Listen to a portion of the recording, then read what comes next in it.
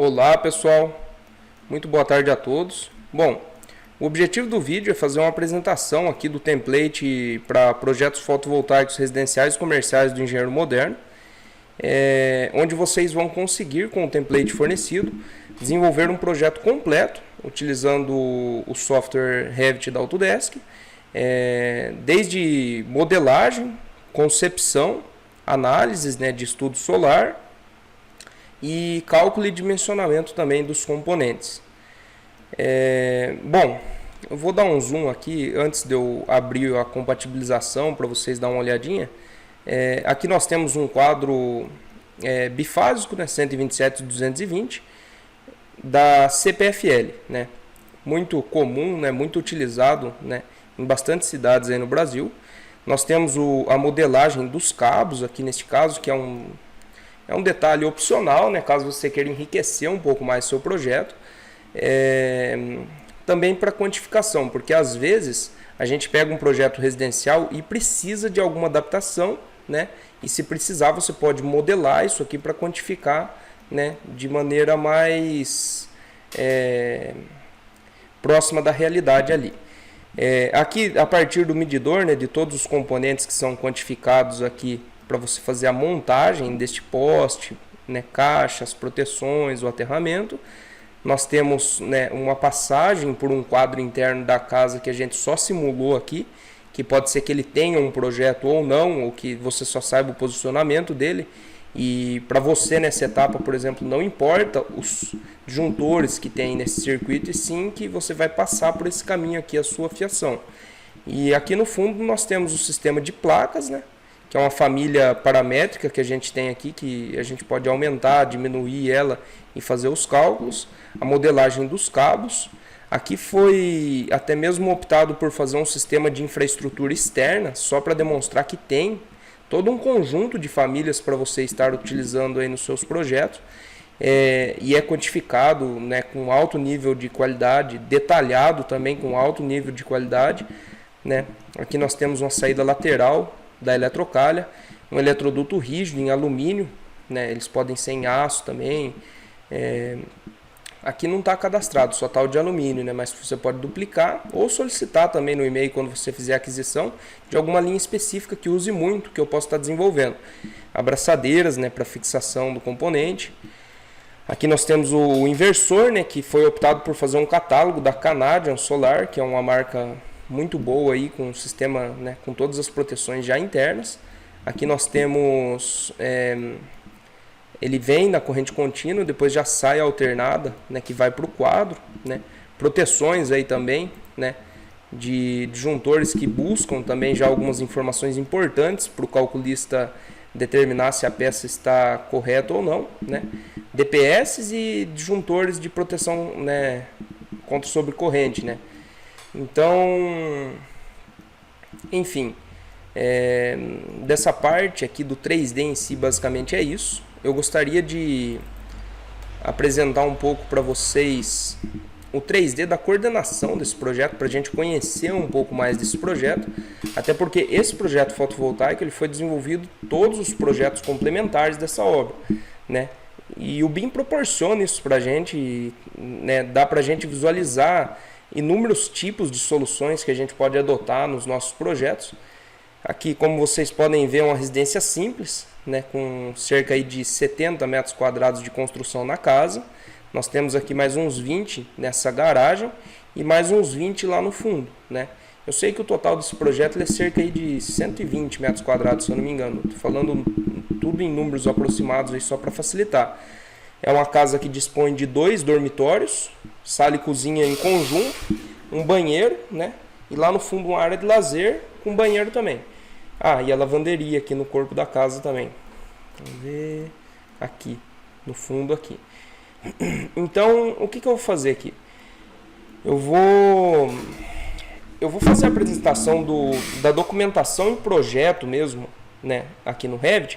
E depois no fim eu faço uma navegação num software de renderização para vocês visualizarem a parte gráfica de navegação desse projeto. Bom, aqui nós temos toda a parte da informação da planta baixa, tamanho dos condutores, a amperagem deles conforme o método selecionado, né? Nós temos a indicação em planta aqui das placas, né? A série fotovoltaica, indicação do perfilado ali, né? Tensão do inversor, né? Enfim, aqui nós temos a indicação do qual foi o módulo que a gente adotou, né? O módulo isolado. Nós temos os 4 módulos já ligados em série, os dados deles também, onde a gente faz alguns cálculos aqui de temperatura mínima e máxima, que são importantes para fazer o dimensionamento do inversor. E aqui as especificações técnicas do inversor que foi adotado também. Conforme você faz esse dimensionamento, você já confere aqui se o seu inversor ele vai atender, né, o cálculo que foi feito. Aqui temos algumas notas gerais, né? Aqui ó, já tem a indicação do padrão da caixa, que é um tipo 2 da CPFL, né?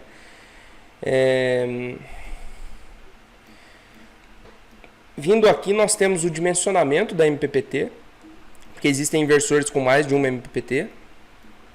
Nós temos o dimensionamento já daí em corrente alternada, num sistema 220, né? Que seria daí do inversor até o medidor. Nós temos aqui um pouco do detalhamento 3D do nosso inversor, especificando aqui o tipo do dispositivo de proteção, indica também o barramento, né? A gente pode até dar um zoom aqui para ver, né? Barramento, o trilho para fixação de IN, né? Os disjuntores que foram utilizados, enfim. Aqui ó, mini disjuntor bipolar, MDW, 63 amperes, curva conforme a norma, né? Para aplicação de corrente contínua. E corrente alternada, nesse caso aqui. A corrente de curto-circuito dele é de 1,5 kA. Né? Isso aí tudo você vai ter que fazer o dimensionamento para saber se ele está adequado ou não. Né? Aqui nós temos uma segunda planta, né, que feito essa, a gente pode fazer o esquema unifilar nosso, a indicação unifilar, onde a gente, né, determina aqui, ó, padrão de entrada 127.220 B2, né, que é o CPFL aqui nesse caso também. Ele já puxa todos esses dados automáticos, nada aqui é inserido manualmente. Primeiro, o trabalho nosso é cadastrar as informações que são utilizadas nas aprovações, para depois que ele busque automaticamente para a gente com alguns preenchimentos manuais. Aqui no caso, o preenchimento manual é a classificação do padrão mesmo. Vamos dizer que você dimensiona lá um B3, por exemplo. É só você trocar aqui, né, e ver se ele tem o B3 na tabela cadastrada. É a tabela, um A e o código. No caso, depois do B2, a gente entra com o C1. Né? Só de eu trocar aqui, ele já entende que é um trifásico, C1, já muda todos os valores aqui, todo o dimensionamento que a gente precisa. Então, se a gente colocar aqui B1, ele já vai recalcular para a gente aqui também, ó, né? Todos esses valores já são cadastrados. E é um trabalho muito fácil você fazer esse cadastro, né? Depois que você pega o jeito, né, entende tudo que você precisa. Aí aqui a gente pode escolher, né? Por exemplo, vamos dizer que você sabe que é um 100 amperes lá. Isso aqui você põe manualmente porque é o quadro mesmo em si lá, né? E aqui também, você coloca os valores, preenche eles, né? E é isso aí. Nós temos aqui uma legenda, né? Do esquema, né, para você identificar o que é cada peça dessa daqui, está indicado no seu projeto. Nós temos também uma planta onde a gente vai extrair o nosso orçamento, né? Por exemplo, nós temos lá 4 módulos, né? 4 módulos. Nós temos as fixações e ele já vem meio que numa sequência de cima para baixo das placas para você saber a ordem ali. Ah, eu vou precisar de um gancho para telhado cerâmico, 10 peças. Um grampo intermediário da linha standard, um grampo terminal, né? Ele dá até a linha aqui e tem os fornecedores também, que eu não optei por trazer aqui, mas, né, você vai saber quais são as linhas que você trabalha. Parafuso, porca, suporte, enfim, inversor, né? Ele traz sempre a quantidade e algumas dimensões, né, padrões aí dessas peças. Nós temos aqui quadro de distribuição, né, que é onde a gente vai fazer a proteção em corrente alternada. Nós temos as proteções de aterramento, que tanto que vai precisar, conexões, né? Todas as peças que nós vimos lá no nosso projeto estão aqui representadas nessa tabela. Então, eu abri aqui a tabela para a gente ver, só um exemplo bem simples aqui. A gente pode selecionar todas ali e vir aqui no 3D. Vocês vão observar que todos os componentes que estão modelados aqui, lançados, eles ficam nessa tonalidade azul, meio transparente. Quer dizer que eles foram selecionados, então eles estão quantificados lá. É até uma maneira de você verificar se tudo que está filtrando lá na tabela, ele está sendo selecionado aqui. Deixa eu ver um negócio, ó. É até bom selecionar. Aqui, ó, esses componentes aqui não ficaram azuis, né? Tipo esse disjuntor aqui. Vamos ver por quê. Se a gente colocou algum tipo de filtro neles ou não. Neles em si eu não sei, mas na tabela em si a gente consegue ver. A gente tem aqui orçamento, né? E ao abrir ela, a gente consegue ver o que a gente pediu para filtrar. Na localização no projeto, tudo que não quantificar, ele não vai aparecer aqui nessa lista, né? Então vamos ver lá se essas peças, eu acho que eu coloquei simulando uma hipótese que a gente já, aqui ó, não quantificar. Simulando uma hipótese que a gente já tem esse padrão, por exemplo, que ele já está certo, a gente não precisa de adequação nele, né? Então até isso você consegue visualizar ali, né? Com parâmetros de filtro, por exemplo, né? Você não quantificar o que você não vai precisar, basta você aplicar aquele tipo de filtro lá. A próxima que a gente tem aqui, deixa eu ver, a gente está aqui em orçamento, a gente tem uma quantificação de cabos, né, que a gente fez ali no caso a modelagem de fato do cabo, ele já busca o diâmetro, né, o comprimento e fabricante, custo, né, se você quiser, você que tem que ver aí o que tanto de parâmetro você vai precisar. Deixa eu remover esses três, por exemplo, aqui, né? Aqui também a gente vai remover fabricante e aqui também. No caso, nessa etapa aqui, a gente não está se importando com o custo em si. Isso aí é uma outra etapa que talvez você vai precisar de SINAP ou de cotar mesmo, né? Isso aqui é quantitativo, pessoal, não é custo, né? O custo em si é quantitativo unitário ali, né? Então, a próxima folha que a gente preparou aqui na documentação do nosso projeto foi uma representação em 3D, né? Tanto do sistema fotovoltaico em si, quanto uma parte da medição. Vamos começar aqui pela medição, onde a gente consegue visualizar, né? Eletroduto, né? De 25 milímetros. A gente vê o aterramento aqui, você pode detalhar com tags também, igual foi feito, né? No outro detalhamento. Poste, presbon. A gente identifica aqui que a saída dos cabos, né, que a gente tem à espera ali. E o detalhamento 3D mais importante aqui do nosso sistema fotovoltaico em si, né? O que a gente consegue identificar aqui?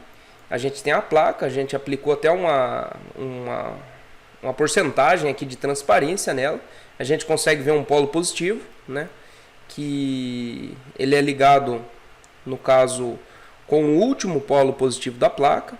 Aí é ligado negativo com o último negativo, né? O positivo com negativo, aqui negativo com positivo, que é a ligação em série que a gente fala. A gente tem a identificação de alguns componentes, por exemplo, esse aqui é o grampo terminal, né? O gancho para telhado cerâmico, onde vai fazer a fixação na madeira. A gente tem o suporte do módulo standard, né, que é esse perfil aqui que onde são fixadas as placas, né, onde elas são travadas. A gente tem a identificação até mesmo da série aqui, ó, a gente pode, né, editar essas linhas aqui se, né, achar necessário. Se quiser não ter chamado de detalhe nesse caso aqui, que é só para representar a série mesmo. A gente tem... Vamos ver aqui, não está representado, eu vou representar ele aqui. Aqui. Esse aqui é o suporte intermediário, né? Que a gente tem. Suporte não, grampo intermediário. A gente pode quantificar ele também, né? Aqui nós temos a representação da mão francesa, né? Que está suportando os nossos perfilados. O perfilado em si, a indicação dele, né? Aqui a gente tem a saída final para eletroduto, eletroduto rígido, né? Aqui nós temos curva de 90, alumínio, luva de alumínio 3/4, abraçadeira, né? Você pode indicar, né, tudo que você achar necessário. Outra coisa, a gente poderia também colocar aquela questão de numeração, igual é feito em projeto hidrossanitário, né? 1, 2, 3, depois você localiza lá na lista, né?